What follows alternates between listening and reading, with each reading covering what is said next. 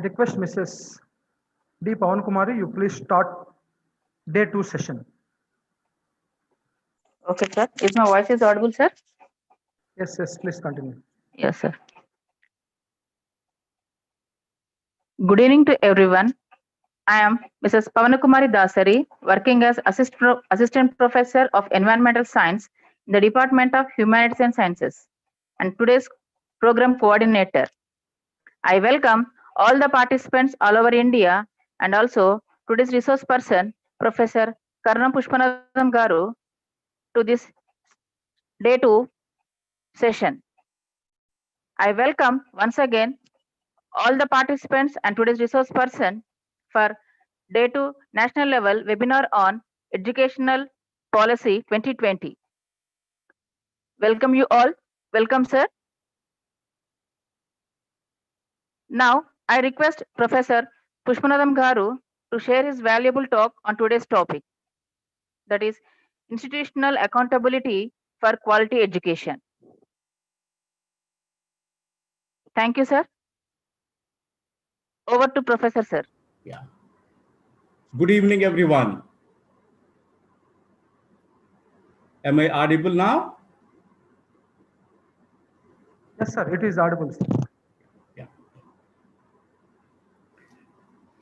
So, friends, yesterday we discussed about the national education policy, the basic principles, and what they are actually striving for, what we are striving for, especially in school education. And today, I would like to focus on higher education and then how institutions of higher education need to prepare to align with the policy recommendations. So before we begin, we need to understand the higher education ecosystem. Friends, I discussed with you yesterday that as soon as we got independence in 1947, the first commission was Higher Education Commission. So we gave importance to preparing the human resources who can really take responsibility in nation progress and development, can join in the world of work and contribute to different technological, economical, and the social growth of the country. So over these years, what has gone into higher education? And then what is our point of departure when we talk in terms of National Education Policy 2020? Friends, we all must feel proud that India's higher education sector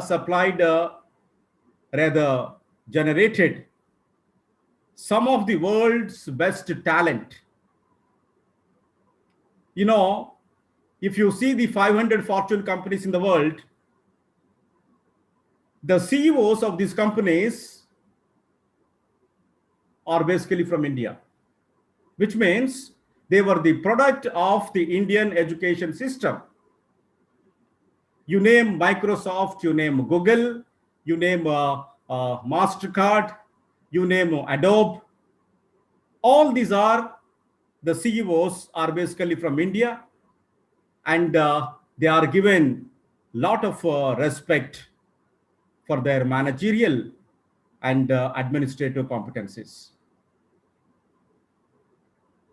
Friends, another important thing is we have a demographic dividend. With the surge of people, which are estimated to be the largest in the world by 2030.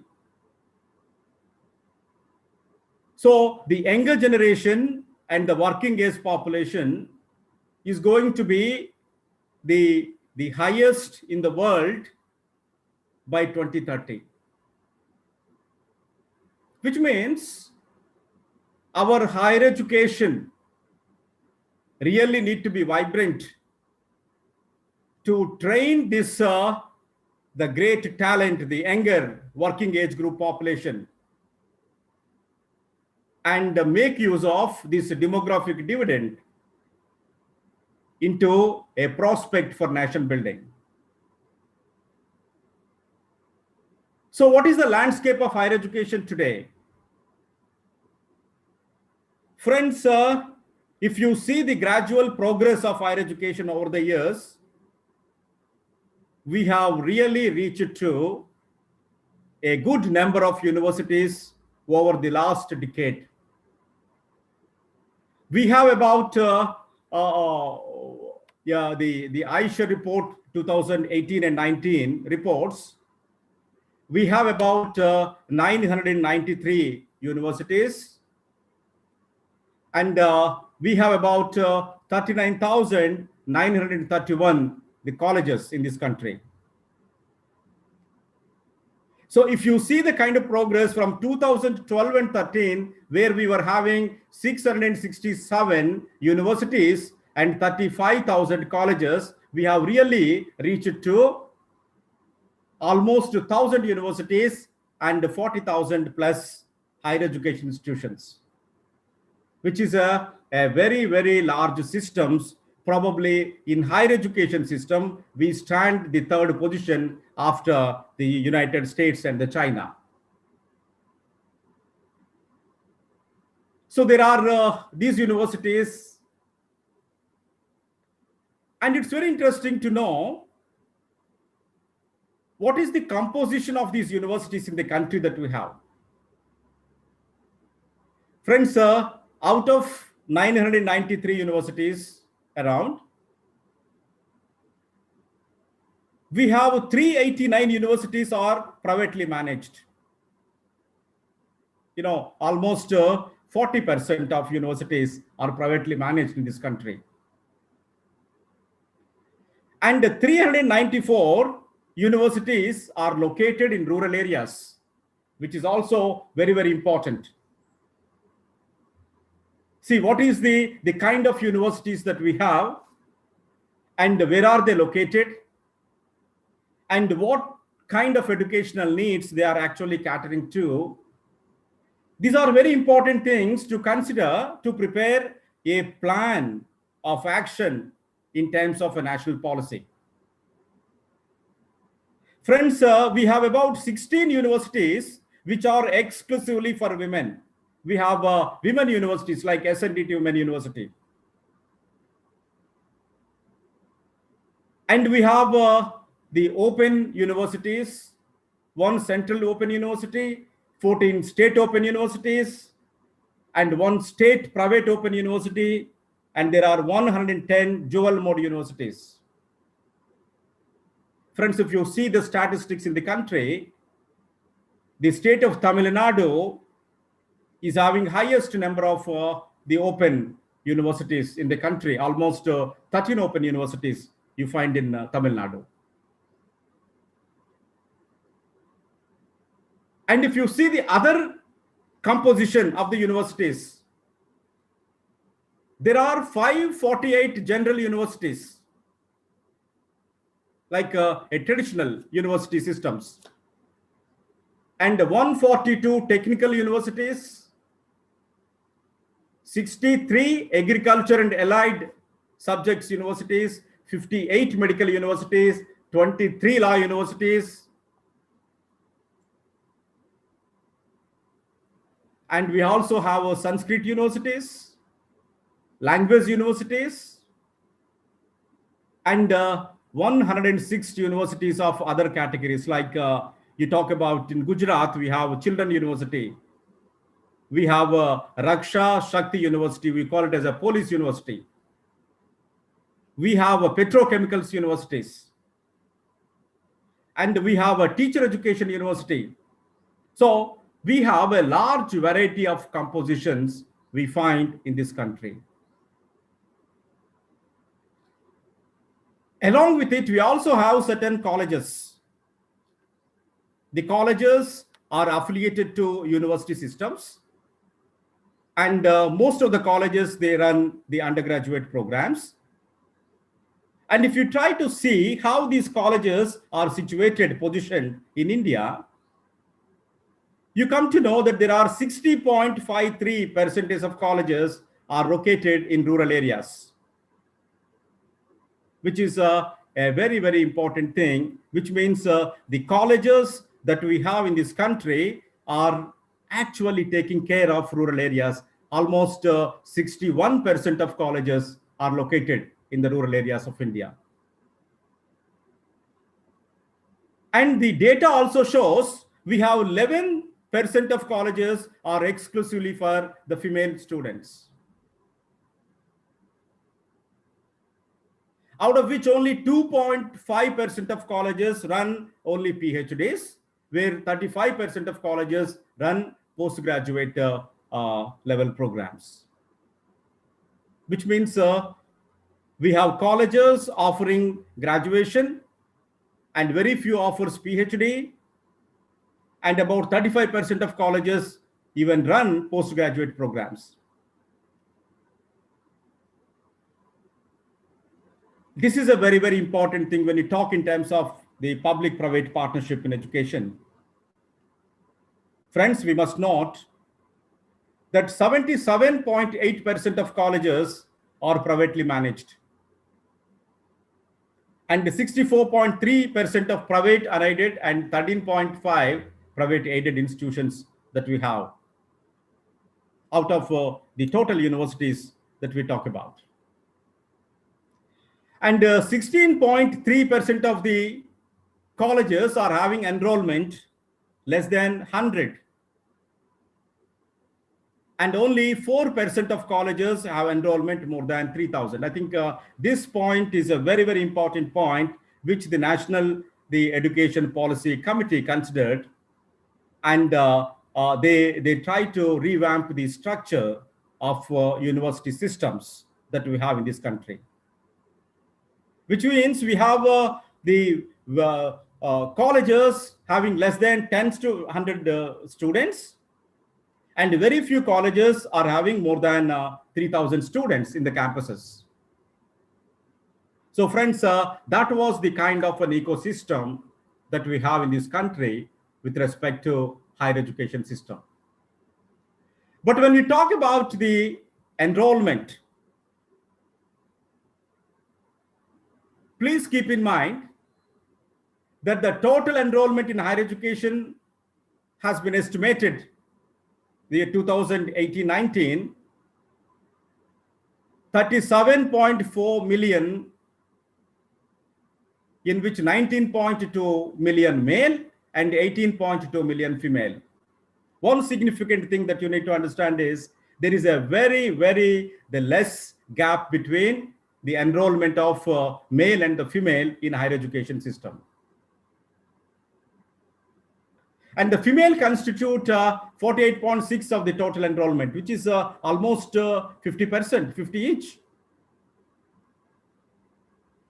And the gross enrollment ratio is 26.3, which is very less when you compare with other developed countries. And therefore, our policy, Education Policy 2020, is aiming to increase the gross enrollment ratio by 50% in the coming years to come. And keeping that in mind, they have come out with various steps, which I'm going to discuss with you. Friends, about 79.8% of the students in higher education are enrolled in undergraduate level programs, almost 80%. So please remember, only the 20% of the students enrolled in higher education are pursuing master degree or the research degrees in the universities. So the research degrees in higher education is just 0.5% as per the AISH 2018-19 report, which means only 19.5% students are pursuing higher education. 80% students are undergraduates. And 70% of these institutions are 78% of the institutions are privately managed, and they are colleges. You know, see the kind of complexity of the system of higher education that you have it. So a large chunk of students in higher education are enrolling in undergraduate programs, and most of the undergraduate programs are run by the colleges, and most of the colleges are privately managed. Friends, there is a great concern to make this system and keep it in a more organized way. Thereby, the quality of the education can be ensured. That's one of the very, very important objectives of the national education policy of higher education. And I would like to present some of the very, very interesting aspects with respect to the student choices about the programs that we have been offering in this country. You know, the maximum number of students are enrolled in a Bachelor of Arts program, followed by BSc and BCom, which means those who are taking undergraduate, the most popular programs or the maximum number of students enrolling are the traditional BA, BSc and BCom programs. If you see the list of programs that are offered by the universities, we have a designated courses list by the University Grants Commission.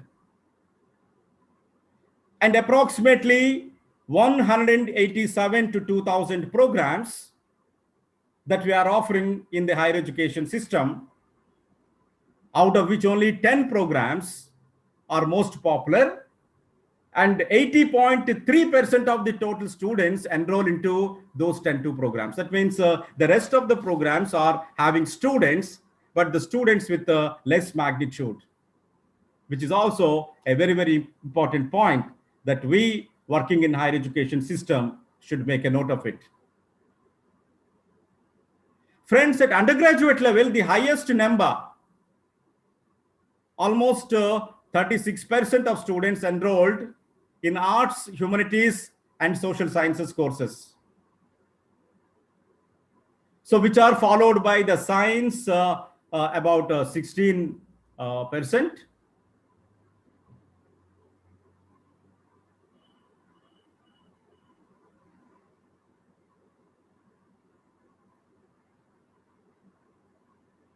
Engineering and technology, we have 13.5%, and the commerce is 14.1%. You know, the faculties of Balaji Institute of Technology and Science, such institutions are actually catering only 13.5% of the enrollments at the undergraduate level. So this is the composition of the enrollments of the students that we have in this country in terms of higher education. And if you see the postgraduate level, maximum students are enrolled in social science stream, and management comes to number 2. And at PhD level, maximum number of students are enrolled in science stream, followed by engineering and technology. Friends, I'm trying to keep a picture of Indian higher education landscape in front of you. And the moment you are clear about the existing system, we will be able to understand how these policy recommendations really help us to transform, reshape, overhaul the system of higher education that we have today. As the policy also talks about equity and inclusiveness, we must see the scheduled caste students and the scheduled tribe students in the total enrollment. We have about 15% of scheduled castes, and about 5%, 5.5%, we have scheduled tribes in the total enrollment in higher education, which is a very, very important concern. And therefore, how to make education inclusive is also the concern of the national education policy. And about 36.3% students belong to other backward classes. And 5.2 students belong to Muslim minorities, and 2.3% from other minority communities that we have in higher education system today. And we also having foreign students coming from foreign universities. You know, when we talk about higher education of our Vedic time, olden times, where Nalanda, Takshashila were the highest seats of learning in the world, people used to come from faraway places to learn the logic and the science. Friends, if you see today what is happening in higher education scenario, we have a highest share of foreign students come from the neighboring countries, of which Nepal is about 27%, followed by Afghanistan, Bangladesh, Bhutan, and Nigeria, some of the African countries. Students are also coming and pursuing higher education in this country. So, such a big, what you call a big elephant, higher education is a big elephant. And now, how to make this elephant dance? Which means how to make the system more vibrant and help in producing human resources, thereby they take responsibilities for national development, economic growth, and innovation and change in all aspects of knowledge domain.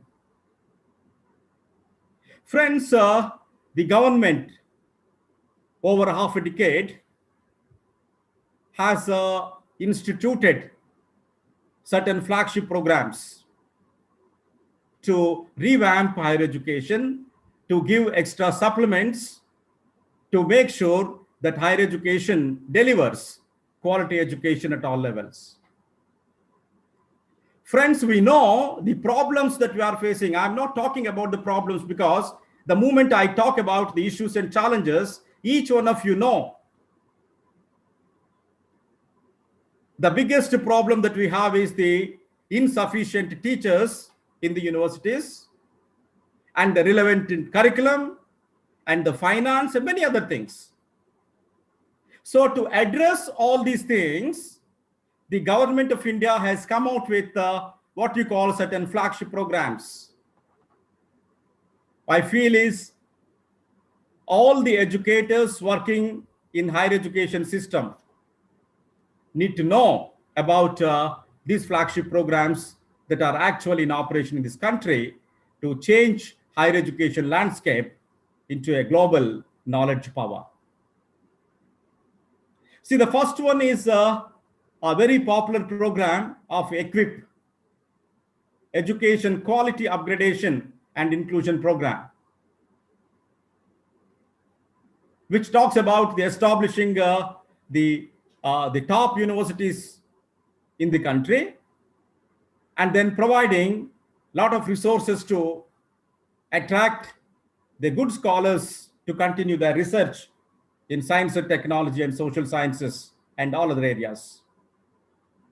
And the second one is the RISE, Revitalizing Infrastructure and the Systems in Education, is a flagship program, and the government of India is striving to create the world-renowned universities in the country. And we are also familiar with redesigning the curriculum, focusing learning outcome-based curriculum framework. You know, the curriculum is not something that you talk aimlessly in the classes, but every lesson that you are engaged in should aim at certain learning outcomes. And they may be the knowledge level, the cognitive level, or affective level, or the skill based. So most of the universities, including the technical universities, have changed their curriculum into learning outcome based curriculum. And we also have the Global Initiative for Academics Network, which you call a GNAN, where the high reputed faculty from international repute will be invited to the universities to take the best academic expertise of those people for quality teaching and learning process. So apart from this, we also know that there is All India Survey on Higher Education, AISH, which actually presents the status, the data that I presented that I have actually taken from the AISH All India Survey on Higher Education report of 2018 and 19, which gives a clear canvas of higher education distribution in this country. And friends, every institution, higher education institution, need to be under National Institutional Ranking Framework, NIRF. And NIRF gives ranking of institutions on 5 parameters. And I'm sure all of you know. And NIRF ranking is done on teaching, learning, and resources is one dimension. Research and professional practice is another dimension. And graduate outcomes is one dimension. And outreach activities and inclusivity is another. And the perception of the stakeholders is the other dimension on which every institution is assessed, evaluated, and they will be given ranks in the national. I must tell you that if you see the National Institutional Ranking Framework 2020, the topmost institutions that we have in this country, to name few, the University of Delhi is number 1, IITs Mumbai, IIT Mumbai, IIT Kanpur, IIT Madras, IIT Delhi, IIT Kharagpur follows the list. Friends, I must also tell you that there are certain private universities who are also appeared in the top 20 list of NIRF.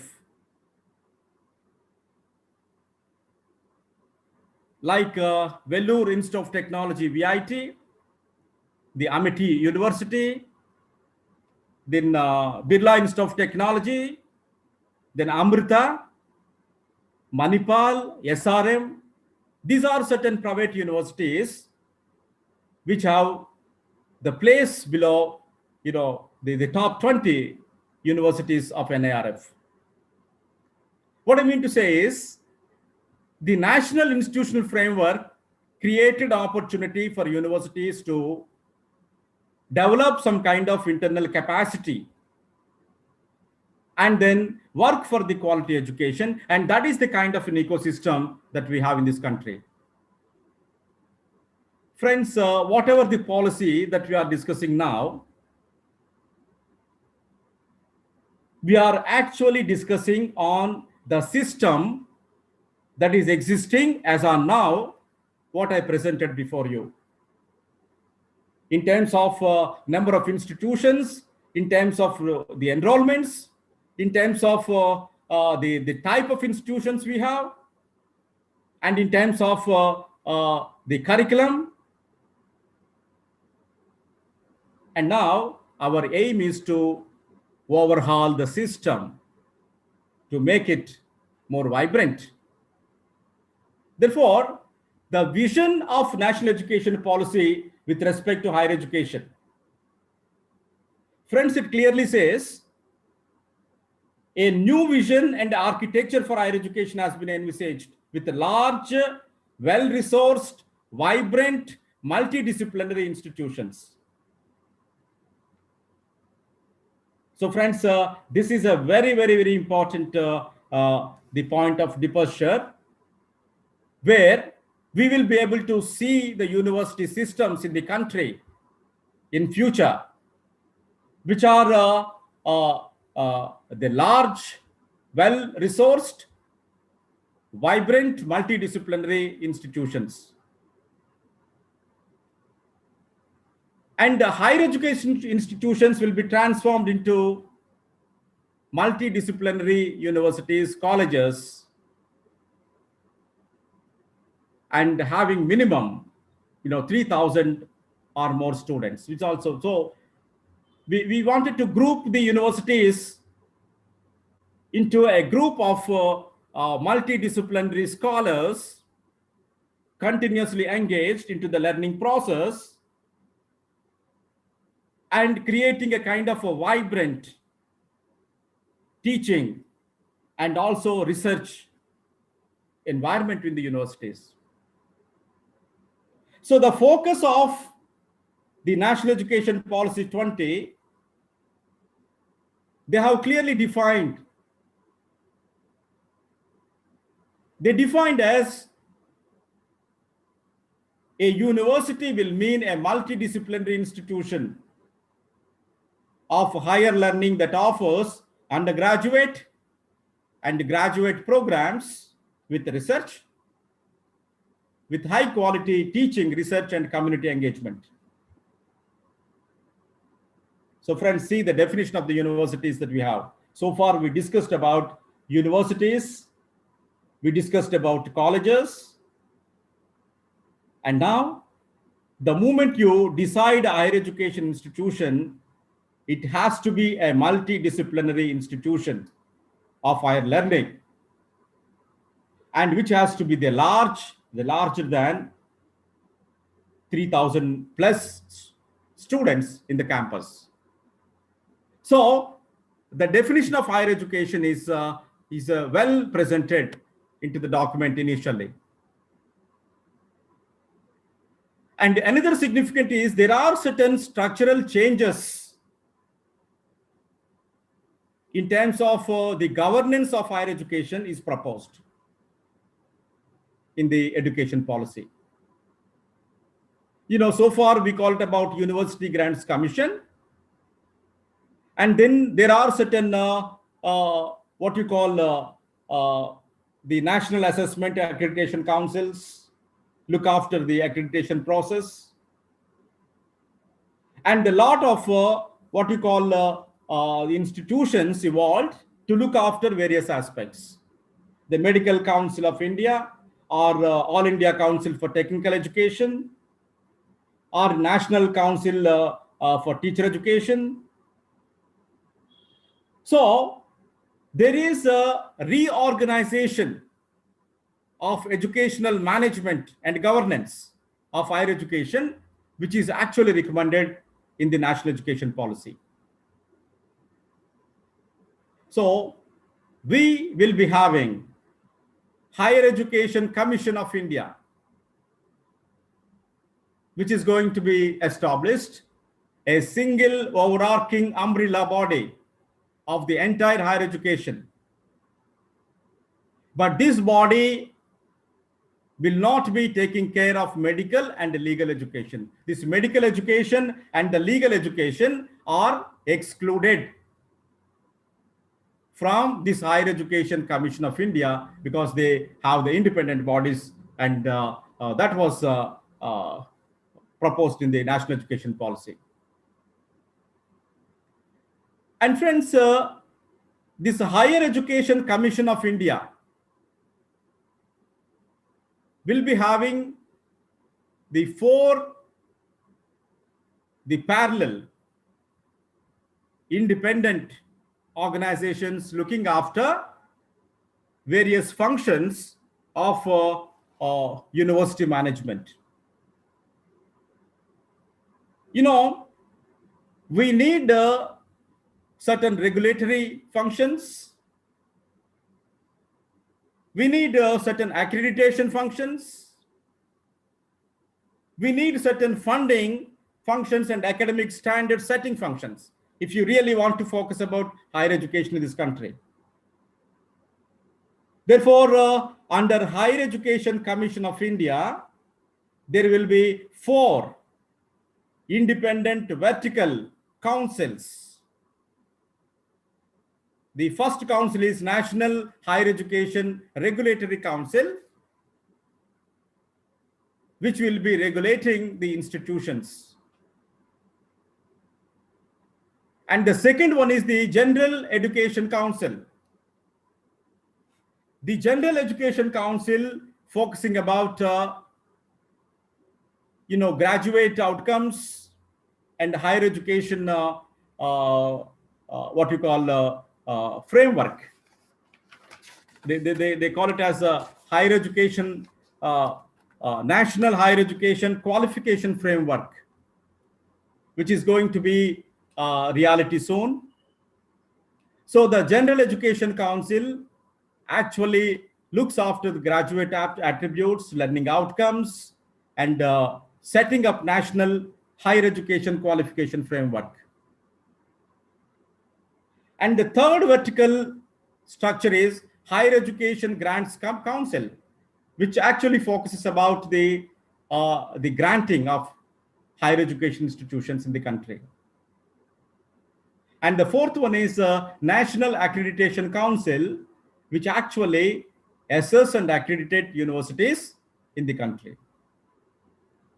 So friends, what is actually happened earlier, you have a UGC, University Grants Commission, and under which there are certain bodies which actually work in close with the University Grants Commission. So now what happened? The 4 independent councils are established and are empowered to do the 4 important aspects of quality in higher education, which is regulatory, accreditation, funding, and setting up academic standards in the universities, and they take up independently to look after these institutions. So this is one important structure which is going to the reality very soon in this country, under which the entire higher education system will be managed. Friends, there are certain professional councils like Indian Council for Agriculture Research, Veterinary Council of India, National Council for Teacher Education, Council of Architecture, National Council of Vocational Education. So all these bodies will be merged with these 4 different councils under Higher Education Commission of India. So that means we will be not having so many the professional councils that are existing now, but all these councils looking into their responsibilities, they will be merged to these 4 broad vertical areas, which has more coordination and easy to work with. And another important thing, as I discussed with you, we have several universities of different nature. We have deemed universities. We have colleges, autonomous colleges, and we also have an institutions called the independent institutions, standalone institutions. So now all these institutions will be clubbed into 3 categories. One category is research intensive universities, where the research is given more focus along with the teaching. And another type of university is where teaching intensive universities, where teaching is given intensive focus along with the research. And the third one is the autonomous degree colleges. So friends, all these around 1,000 higher education institutions will be converted into these 3 categories of institutions. One is the research intensive universities or the teaching intensive universities, or the autonomous colleges. So one important thing is there will be no affiliation of colleges which are actually affiliated to universities. That affiliation will not be there in a phased manner. That means the Balaji Institute of Technology and Science probably affiliated to JNTU. I don't know what university you are affiliated with.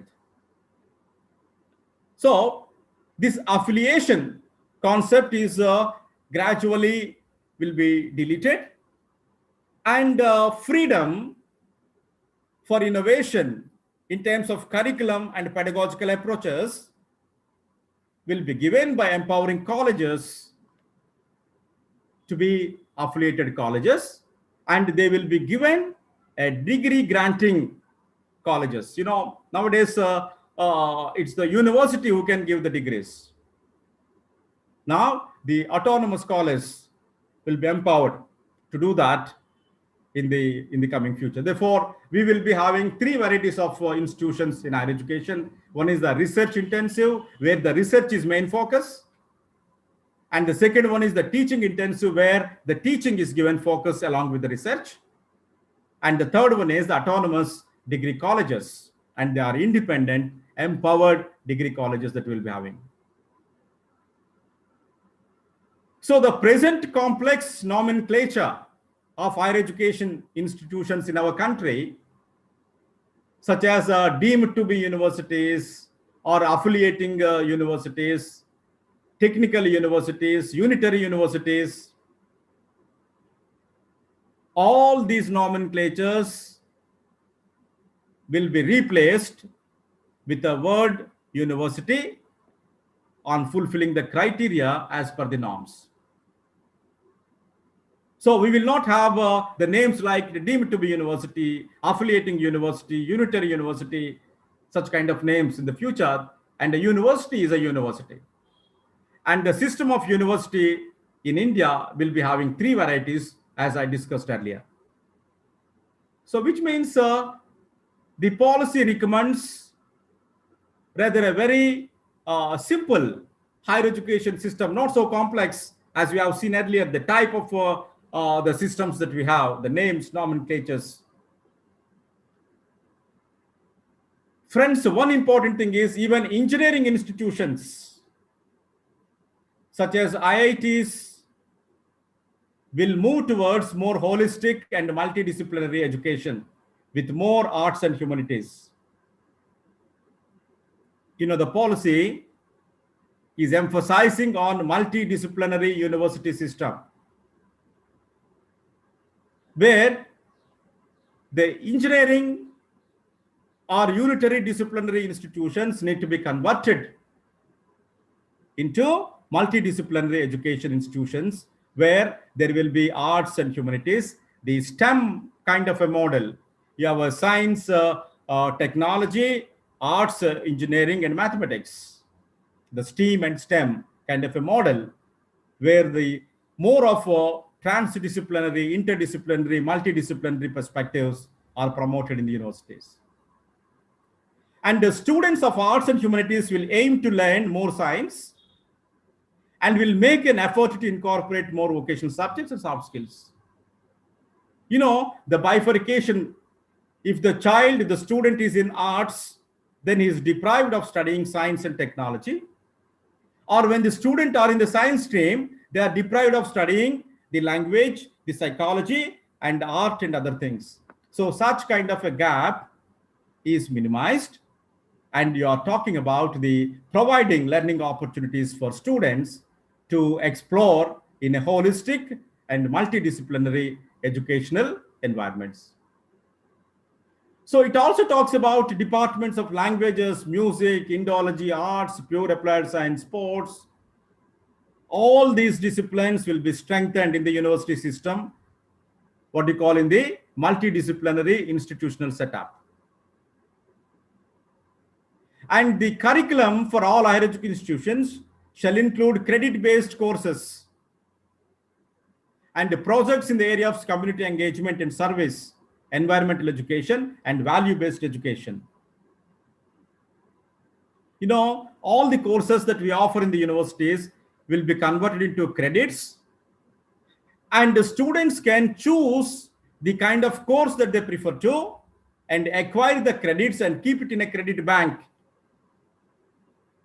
And once he fulfills the norm of getting a degree or a diploma with help of all the credits that he accumulated, the student will be awarded the degrees or diploma.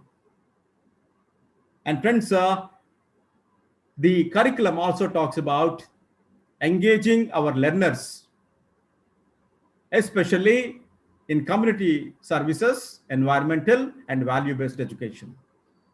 So there is a clear mention about university social responsibility. So along with the studies, we also need to imbibe service to humanity, service to society in the minds of our students. So that's the kind of recommendation which is clearly mentioned in the education. And when you talk about undergraduate programs, see that the undergraduate education can be of 3 or 4 years with multiple exit options, and appropriate certification will be given within the period. You know, that's what this policy actually talks about. There is multiple entry and exit points because the undergraduate programs are ranging from 3 to 4 years. There will be an integrated programs. For example, once he completes 1 year of the program, a certificate can be given. If he completes 2 years, an advanced diploma, and completes 3 years, bachelor's degree, and if completes 4 years, bachelor degree with research. And those who go for post-graduation, with 3 years, they will have 2 years of post-graduation. And those who have 4 years of graduation, they will be having 1 year of post-graduation. So friends, a lot of the integrated programs, along with it, you know, the 5-year integrated programs like UG and PG connected, or the PG and the research programs are integrated. And a suitable exit points are decided, and the students are given certification. Thereby, they will be making use of it for their life and living. And as I said, there is an academic bank of credits is established digitally, storing academic credentials of the candidates, and can be transferred and counted towards final degree earned. You know, the mobility of the students across the country and making use of the best talent according to their choice are also given importance in the policy. And the multidisciplinary education and research universities, MIRU, at par with IIM and IITs, will be set up with an interdisciplinary education of global standards in the country. You know, this is one of the dream projects which are going to happen in very near future, where we will be having a MIRU, multidisciplinary education and research universities that are going to come in this university. There will be National Research Foundation, and that research foundation helps in creating research culture and building research capacity across higher education institutions. You know, I said only 0.5% of the enrollments in higher education are pursuing PhDs. And very few faculties in the university systems are actually undertaking the research projects funded by various organizations. And the kind of research papers that are published by Indian academicians in having a significant citation are very, very, very negligible when you compare with the other nations. Therefore, how to improve one of the very, very important functions of higher education, the teaching, research, and community outreach programs. So to strengthen the research capacity and research culture, the National Research Foundation will be established, and that will encourage the institutions to create research culture and also encourage the scholars to pursue the high impact oriented research, both in social sciences and also science and technology and medicine, which is a very important thing which it talks about. Friend, the undergraduate education, I think we discussed about it, and the higher education institutions will focus on research and innovation by setting up startup incubation centers, technology development centers, and centers industrial academic linkages, and interdisciplinary research, including humanities and social science research. These were the centers which will be established in the universities to focus about technology development centers, incubation centers, and startup centers, and industry academic linkages that can really help in increasing the skills of our students, and also the research base, and also the relevant curriculum. And the policy also talks about faculty recruitment. There will be clearly defined, independent, and transparent process and criteria for faculty recruitment. Probably the National Testing Agency will take care of recruiting teachers of high repute with caliber. And once they are recruited, the new breed is required to make this National Education Policy 20 realized in the system. And the new breed of teachers will be given the freedom to design their own curriculum and pedagogical approaches within an approved framework. And they will be incentivized through appropriate rewards, promotions, and also the institutional leadership.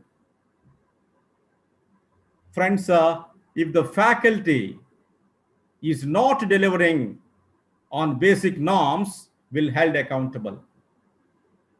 The fundamental principles of national education policy, if you remember, I talked about the autonomy and the accountability. Autonomy is given, but the accountability is also impressed on that every teacher working in the universities.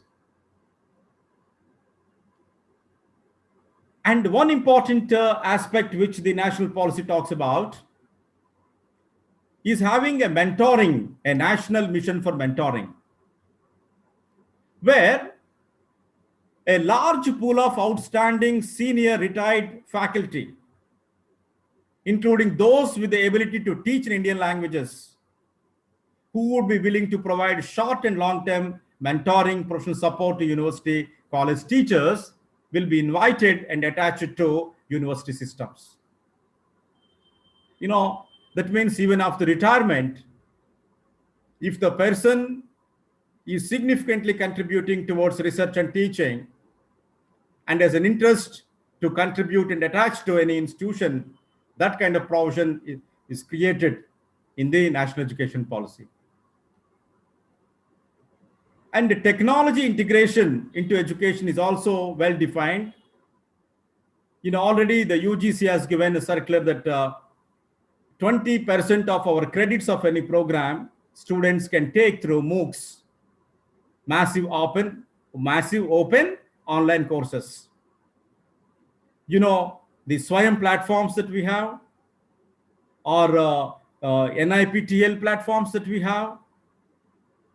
So there are so many, about 2,000, the MOOCs courses, the content, digital content, which is already developed, and they are made open free to all the higher education institutions, students and the faculty to upgrade their knowledge in their interest areas. Therefore, that aspect of integrating technology, there will be a National Educational Technology Forum. And this forum continuously develop the indigenous technological. Hello? Hello? To upgrade their knowledge in their Hello, the voice is clear. Therefore, the aspect of integrating technology, there will national. Hello? Hello? Hello? Sir, nothing, sir. Please continue. Hello, the voice is clear? Yes, sir. Yes, sir. It is clear. Yeah, somebody has switch on. Please mute your mic, please. Okay, so the technology integration is also given high importance, like designing the digital courses through MOOCs and blended learning, where the face-to-face that we are actually doing during this COVID pandemic time. And the policy also recommends such kind of blended learning models to make teaching learning process more interesting and need-based. And all professional education will be an integral part of higher education system. And the standalone technical universities, like, polytechnics, for example. Polytechnics cannot give degrees, but they give only diploma. Similarly, we have in teacher education certain diets. They give a certificate program for teaching. So they also come under the higher education sphere. Therefore, all these stand-alone technical institutions, health, science universities, legal, agriculture, will be aimed to become multidisciplinary institutions. So they cannot work in that a single branch of knowledge, but they need to merge with the multidisciplinary nature of the higher education system in the country. Friends, the policy also talks about the higher education institutions,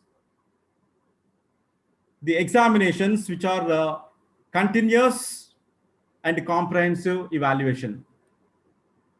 That means the learners will be continuously monitored, their learning process, more of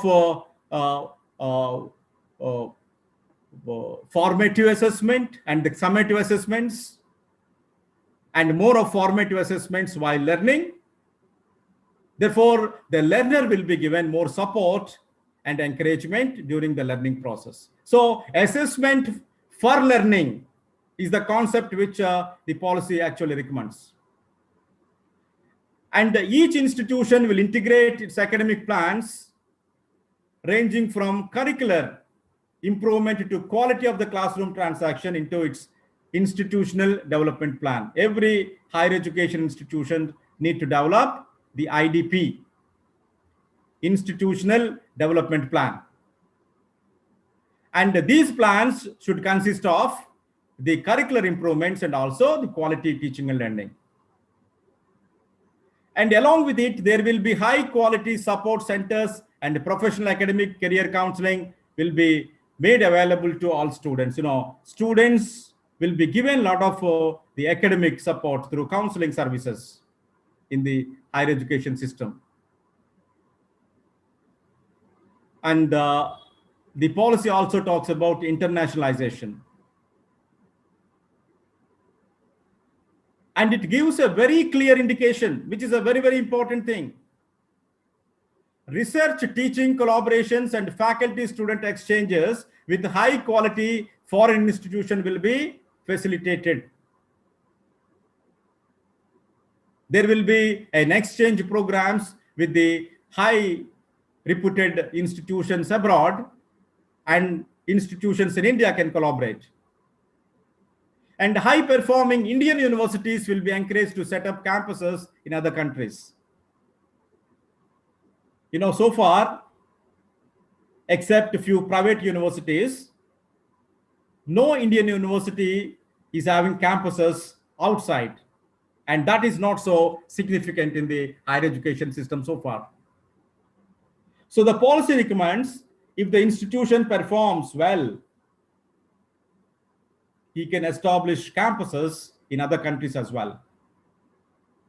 And similarly, selected universities, those from among the top 100 universities in the world, will be facilitated to open in India as well, like Stanford, Oxford, MIT.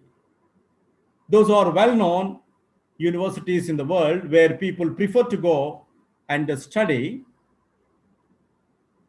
Opportunities will be given, invitations will be sent to those universities to come and establish campuses within India, and for which there will be a legislative framework will be designed, and that will be approved and supported with the government mechanisms. Friends, the policy also talked about vocational education. Like during the graduation program, students will be given vocational inputs, and lot of partnership with the NGOs. Then creating a Bachelor of Vocational Degrees, which was actually implemented in 2013. And such programs can also be completed with more multidisciplinary inclusion. And the policy also talks about Lok Vidya. Important vocational knowledge developed in India will be made accessible to students through integration into vocational courses. There are certain courses where proper documentation is not done. We have local wisdom.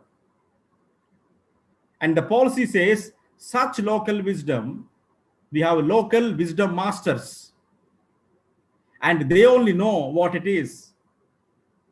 So the knowledge of the local wisdom can be captured and better integrated into the higher education system, and that will help us to sustain and nurture our own indigenous knowledge and wisdom in the country.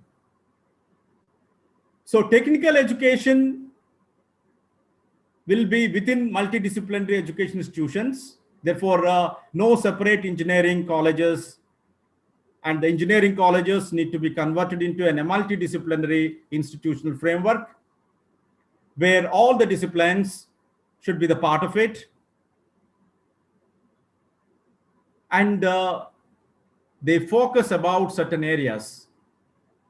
India must also take the lead in preparing professionals in cutting edge areas that are fast gaining,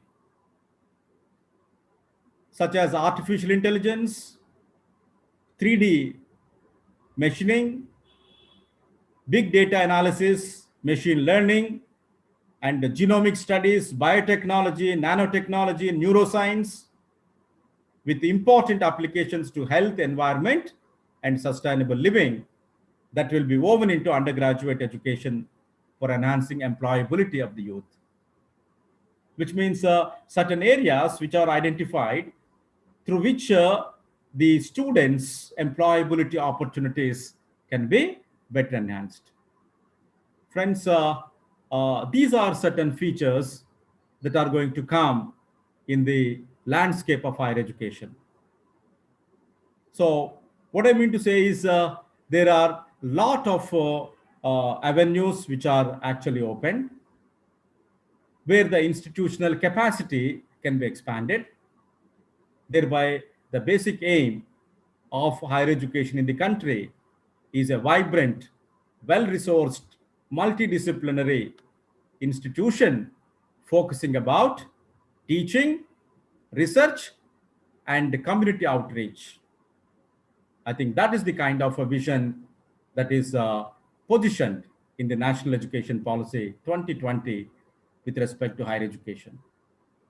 Friends, with this, I stop now, and I welcome any questions that you have, we can discuss. Over to organizers.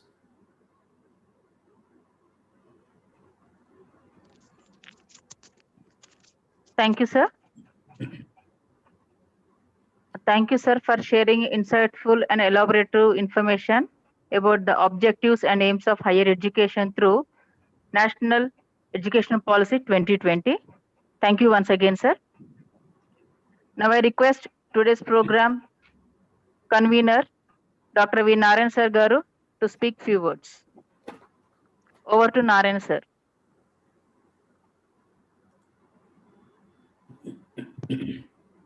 Really, I'm very thankful to you, sir, for your valuable speech on National Educational Policy 2020. Today, you mentioned about the higher education, and really the point which I inspired that 60% colleges are located in rural area. Really, even our college, 25 years back, our chairman started one hospital in Narsampet, that is a rural area. Later, he started a engineering college. Because of this hospital and the engineering college, now we have some name and fame in that rural area. That you pointed out, sir, really it touched me. 60% colleges located in rural area and 20% of students enrolled based on the higher education. Thank you for your informative session, sir. And also you mentioned about the universities, three types of universities: research intensive university, teaching intensive university, and autonomous colleges. I'm very happy, sir. And even the JNTU is also forcing all the engineering colleges to study and create awareness on national educational policy. AICTE and AICTE is taking the lead. So our college is affiliated to JNTU Hyderabad and also NAC, and even we got NBA also. Though our college located in rural area, our management always ready to do innovative things. And even next month we are going to start R&D lab and building also. We got approval from the government. Now I request you, ma'am, any questions? Pauna, ma'am? Yes, first sir. you- There Yes, are yes. few questions, sir. Yes, ma'am. You please continue. After that, we'll go for next session. Okay, sir. Thank you, sir. Sir, there are few questions posed by some of the participants. Sir, first question from Sangaram Kesari Panda. His question is that in case of transfer of the employees to another state, how can their children will be adjust with new language in the school? What NEP 2020 says about this? See that any policy, if you see, policy will not talk about very strict lines. It's a broad guiding principle. So the matter that you presented, there are certain employees which are transferred from one place to another place. Therefore, the learning in the local language or the mother tongue and creating a kind of a bilingual educational systems within the institutions are a very, very important thing. Therefore, we also have for this transfer of the people, Kendriya Vidyalaya Sangatans, central schools basically. I think there will be certain opportunities for taking care of such kind of happenings. Okay, so that is at the operational level.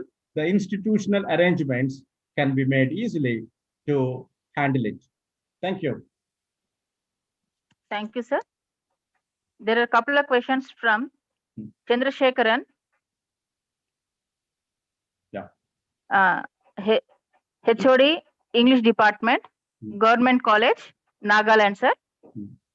His first question is, how are the utopian concepts in National Education Policy 2020 going to be bridge the rural-urban divide in the country, especially in the hilly areas of northeast regions?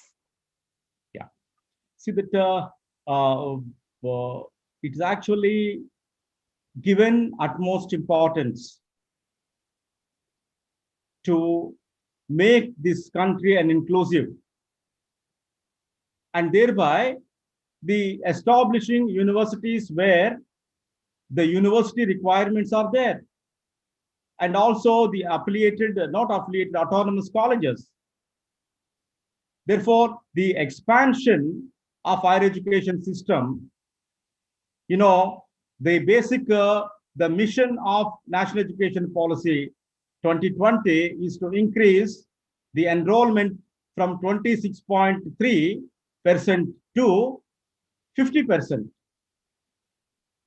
So, creating a lot of opportunities for these young people to get into higher education system. That's not possible when the government has to establish institutions around. Therefore, the priorities and the needs of each region will be well taken into consideration in the perspective plan of action of its implementation. Yeah. Thank you, sir. Second question, sir. Why most of the students from top universities like IIT, NIT discontinue their research work, that is PhD, even working after 2 to 3 years? What is the reason behind this, accounting to this, and how it can be controlled? No, that what is the question? The question is not clear.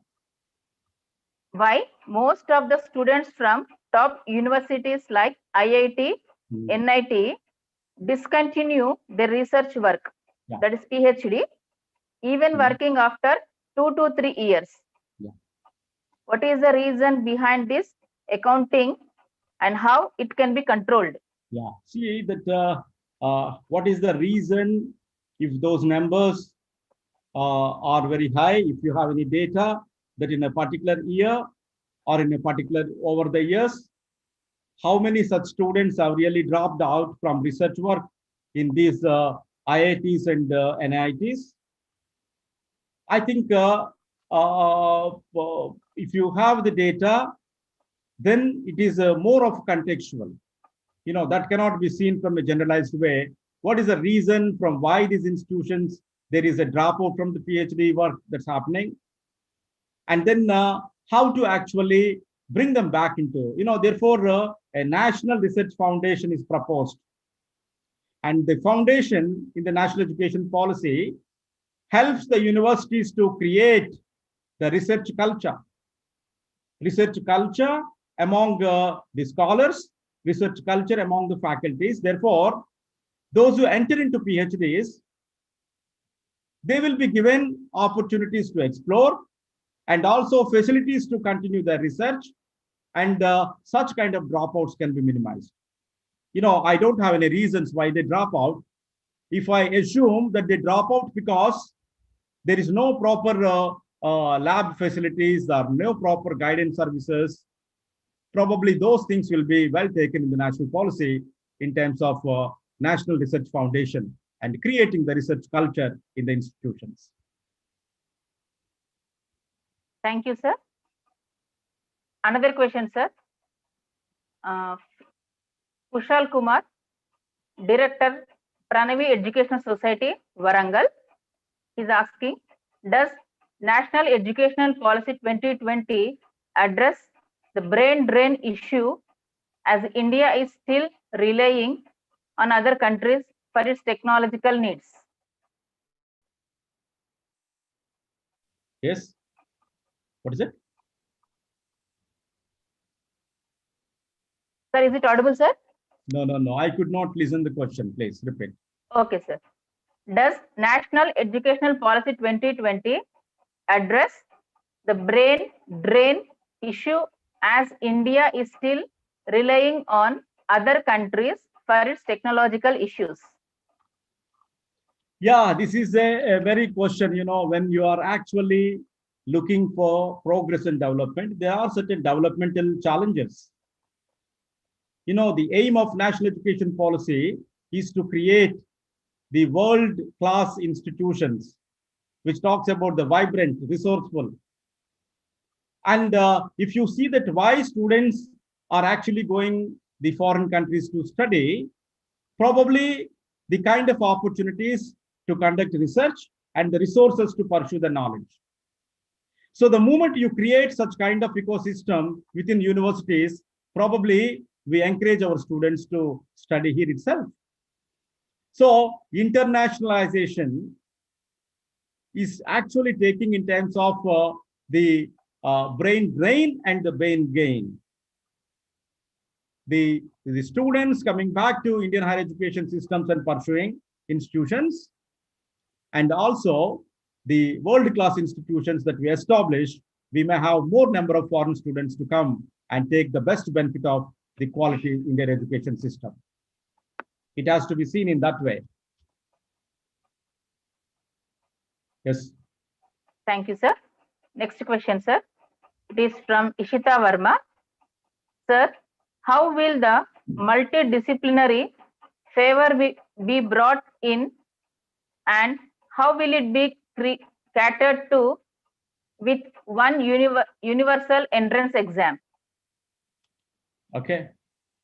See that I know this question is asked by Ishita. Ishita Verma. Ishita Verma, yes, yeah. She's the principal of one of the international schools in Baroda. And I know it is a very, very pressing question. You know, the entrance examinations, then admissions, those kind of things are the basic concern of students, parents, and thereby these teachers and the institutions, the schools, focus also has become like that. So to break that kind of mindset from the institutions, that learning is not for appearing into entrance examinations, but learning is to transform and contribute to the national development. So the body of knowledge that is existing now and the kind of problems that we have now cannot be addressed with one single disciplinary knowledge, which we have realized. So what we required is a multidisciplinary expertise to address the pressing problems of the world today. And therefore, we are actually preparing problem solvers. We are actually preparing the students of 21st century skills. And the competency is important. Once they are competent, they can actually handle any kinds of problems that they encounter. Therefore, there will be a huge change and transformation, Ishita, in terms of examination systems. The policy clearly stated that the entrance examinations will be made easy and not the content questions, but more of application questions, and to reduce the pressure and the stress levels of the students and the parents, and also bring them out from these so-called private tuition coaching classes. If you read this report of National Education Policy, these items are very clearly stated.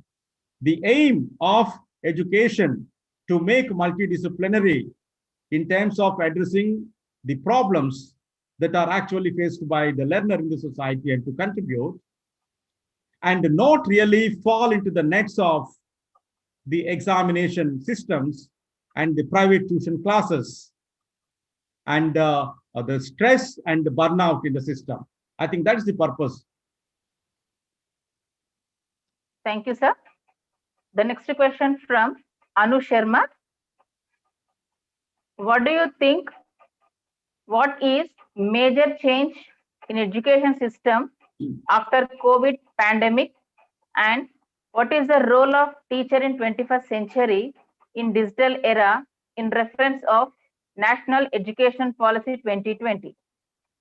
Yes, that's the question, and the answer we all know. You know, when the COVID pandemic was actually in the beginning,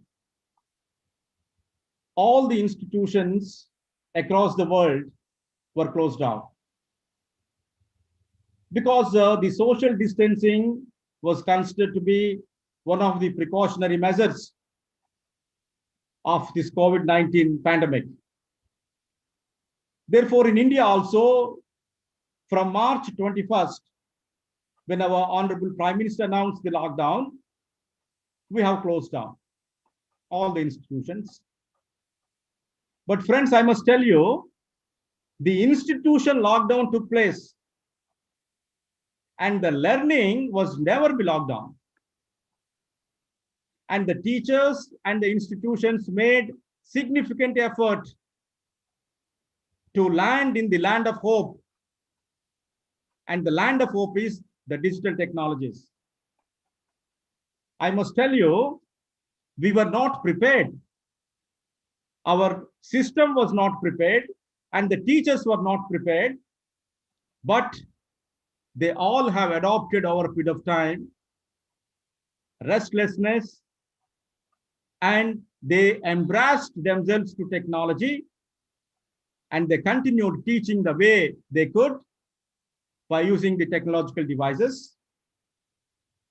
And today, all the institutions across the country are actually teaching our students, though they are at home safely, but the teaching and learning is happening. The teachers could reach to the home through the technology and appear on the screen, and with the same warmth and motivation, they are trying to help students to pursue their studies. Friends, on this occasion, I must salute all those teachers from the primary to higher education.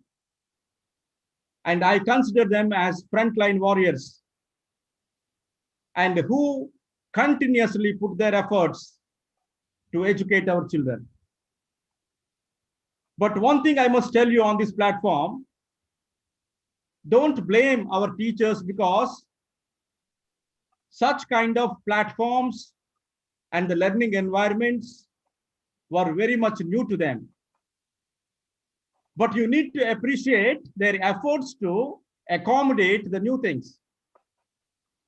And thereby, the new education policy realized the importance of technology into education and also highlighted the need for professional development of teachers in technology. Therefore, a national technological mission is established in Education Policy 2020 that will take care of the development of indigenous technology and also the development of capacity of the teachers. And friends, this kind of environment and the problems that we are facing in digital learning will not be there in the near future, because we will become self-sufficient to develop our own systems to work for our own children. Thank you. Thank you, sir. Next question, sir. Can India compete in research field at international level before 2035 or 2050? As in India, the research work are not so advanced compared to other countries. Why it's happening? You know, these are a certain, what you call, the questions usually come to our mind. The first question is, why do we need to compete with someone? The basic idea is not competing, but it is competing with own self, surpetition. It's not competition, it is surpetition. We should have our benchmarks over a period of time in terms of our academic standards and research standards, and thereby we will travel from strength to strength. As I told you in the beginning of my presentation, Indian higher education system has produced the top CEOs of the world fortune companies. How could they become? It is the system that we have and the kind of exploration that these scholars have, their interest, their curiosity, and that really shaped them to be the best in the world. Friends, this is going to happen if the research culture is properly nurtured in the institutions, if the teachers are encouraged, motivated, and if the resources are created, and flexibility is given, and I'm sure we can see a vibrant universities in the near future. And our researchers will be useful to handle our basic problems that our country is facing, and also contribute to the problems which are actually bothering the world today. Thank you, sir. There is another two questions posed by a student by name Christian Sen. The first question: what are the provisions in National Education Policy 2020 to reduce dropouts till 12th grade? Yeah, the dropout rates, if you see, why children drop out from the school? There are two reasons. One is the students drop out because they fail in the exam. The fear of failure.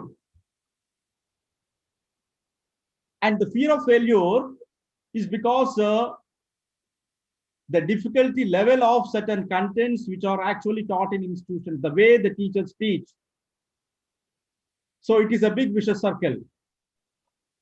And number two, if you see especially the girl children, the girl students, especially at the middle school and the higher school, the high school, they drop out because the institutions, schools are not close to them.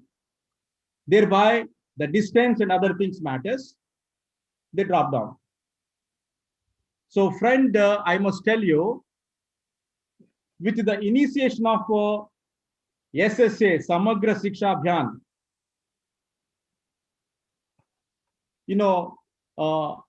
National Secondary Education Mission, Rashtra Madhyamika Shiksha Abhiyan, RMSA. With help of these, certain initiatives are already made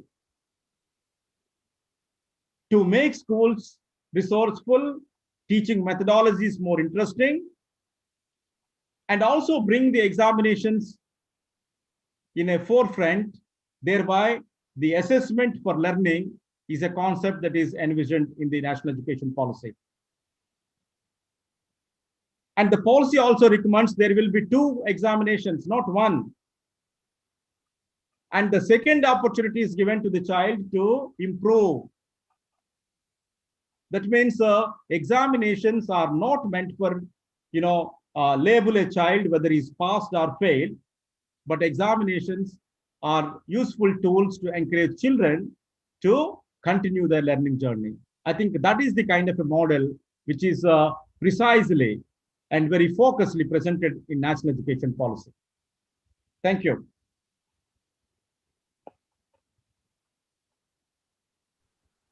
Thank you, sir. Yeah. Thank you, sir. Thank you. Thank you so much. Now it's a time for vote of thanks. Yeah. I deem it a privilege to propose vote of thanks. I firstly like to take an opportunity to thank Chairman Dr. A. Rajendra Prasad Reddy, Sir, Secretary Dr. G. Rajeshwar Reddy, Sir of Balaji Group of Institutions, and Principal Dr. V. S. Hariharan, Balaji Institute of Technology and Science, for their enormous support and guidance they have extended to us. I also extend my sincere thanks to convener and head of the department, Dr. V. Narayana, for his efforts he made for these 2 days in organizing these sessions. Ladies and gentlemen, I owe my gratitude to propose vote of thanks to resource person, Professor Karnam Pushpanathan, Sir, for his elaborative, informative talk on National Education Policy 2020 on vision and action plan, and institutional accountability for quality education. Thank you, sir, for elaborating the information clearly with objectives and aims of it. Thank you, sir. I express my gratitude to all the faculty of Balaji Group of Institutions and special thanks to all the participants who were with us for these 2 days in this 2-day webinar all over the country. Thank you all once again. Thank you everyone for your cooperation. I Thank you. thank each and everyone who had made their part in making this program successful. Thank you, sir. Thank you. Thank you. Yeah. Over to Narayan, sir. Thank you very much, sir, for your detailed speech on national educational policy. I'm very happy on behalf of Humanities and Science and Balaji Institute of Technology and Science. Really, my sincere thanks to you, sir. In spite of your busy schedule, you came here and you delivered and you explained in detail about NEP.